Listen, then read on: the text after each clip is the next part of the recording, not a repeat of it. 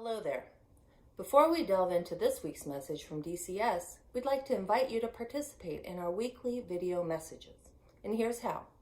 You can send us a video and share your story, and we'll gladly incorporate that in an upcoming video communications. Or if you're not as comfortable with video, but like to snap a photo or two, send those our way. We'll create a photo montage and share that out with our greater community. We're also always looking for themes for these weekly videos and welcome comments from you. You can send any of those things, the video, the photos, the comments, directly to me at cbillings@unomaha.edu. Remember, these videos are more about building our community than anything else, so please do get involved. And now on to this week's message. How are you?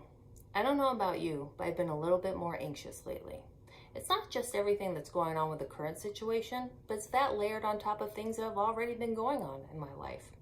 It's been helpful to step away from watching TV all the time. I'm much more selective about what I watch and what I read and when I watch and read it. It's important to stay informed, but also limit what's realistic for me. I also find that an occasional impromptu dance party in my kitchen helps to relieve some of the stress and tension in my life. This is a strategy that works for me that may not work for you at all, but I thought I'd share anyway. This week's topic is on health and wellness. We're going to highlight some of the health and wellness resources available to you from UNO. I've also asked some of my teammates to share some of the strategies that they've used to adapt to the current situation. Before we get to their stories, however, let me highlight these free things from UNO for you. The CAPS Center is offering remote counseling services to you. You can schedule an appointment with them online or call their phone number. We've included a link to their website with the email that came with this video. The second is the Maverick Mindfulness videos. They have wellness topics like being mindful or healthy relationships, or weekly online yoga classes that you can participate in. And the third is a new series called Staying Well at UNO. It's an interview-style video featuring Kathy Pettit and Dan Ship. Thanks for tuning in again this week, and on to our team stories. Be well. Figuring out how to do this new normal has not been easy. I'm working from home with two kids, a 4 and 7-year-old. And as I started this journey, I thought I would put together a schedule that would keep my kids on a learning path. And after a few days, I found out that my schedule didn't quite work. So we tweaked it and it's better. But honestly, it never works perfect. And at first I felt really defeated by that, especially because I felt like as a mom, I was struggling to keep my son on task. And luckily for friends, I saw a post on social media that kind of became my mantra. And it's actually helped me cope with days that don't work so well. So when I'm feeling frustrated that my first grader won't do his work or that I'm not doing exactly what I need to get done for my work, I've started thinking about how I get to start fresh tomorrow. And so I just start thinking about how tomorrow's a new day. I've done what I can and I get to start over tomorrow, try again. And even though I know it still might not work out tomorrow, finishing the day and then starting the next one with this positive attitude has really been a game changer for me. So maybe you just needed someone to remind you too that it's okay if it doesn't work out today. You have tomorrow to try again. I hope this helps you like it helped me. Self-care is now more important than ever. And I noticed that I had some deficits in my emotional, physical, and social well-being. And my response to that was to adopt a dog. That's definitely not the solution for everyone. So instead, I'm going to focus on just social isolation, the challenges, and what I've been doing to kind of overcome them.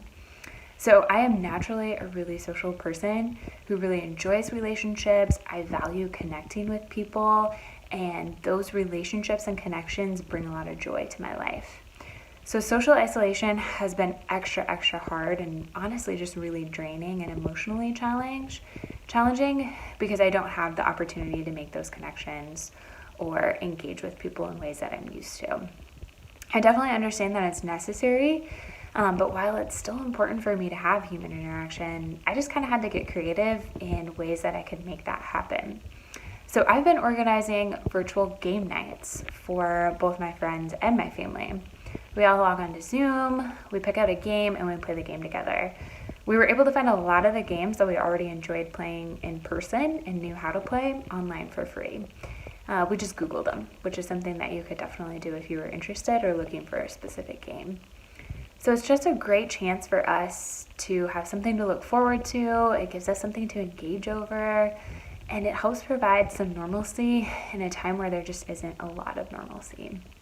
So it's been a lot of fun, and I look forward to actually playing games with them in person. But until then, I know that this is a great solution to kind of help us all get through this.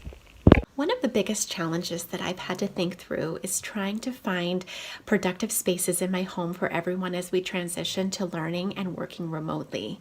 My husband had a productive office space to utilize as he routinely works from home already. However, our 2 daughters are now also learning remotely.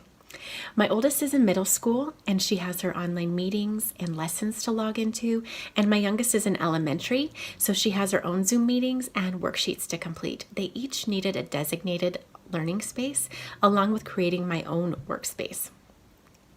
I initially tried having my office space in our bedroom, but that didn't work out for me in regards to creating a work-life balance. This last week, I rearranged our living area to include a workspace. While it isn't ideal, it seems to be the best location for me in our home.